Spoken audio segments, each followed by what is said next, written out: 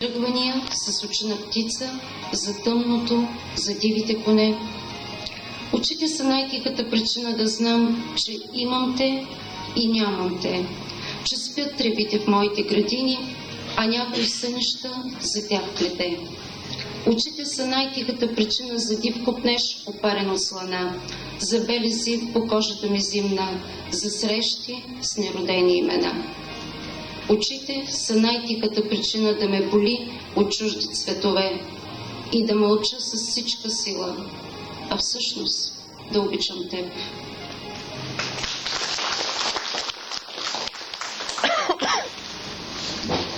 Ела.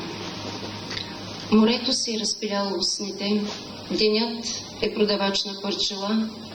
Когато завали, не стой при думите, купи си гъл и ела.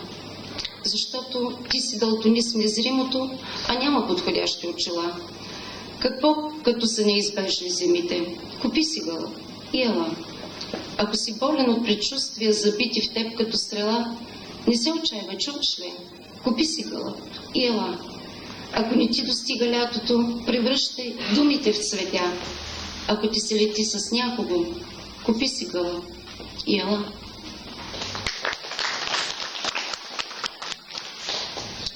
Разплитане.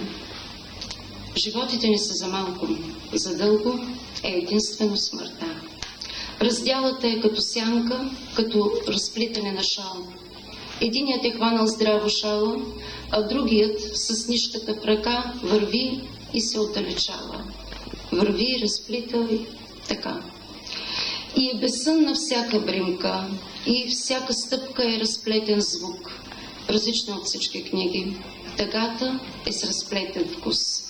Разплитат се гнезда и клони, и думите, и всеки нощен стих. Разплитат се и птиците в полет, мълчанието в неотворен плик. Разплитат се и дните, и животът. Сърцето бримките брои. Единият остава с празен поглед, а другият върви, върви, върви.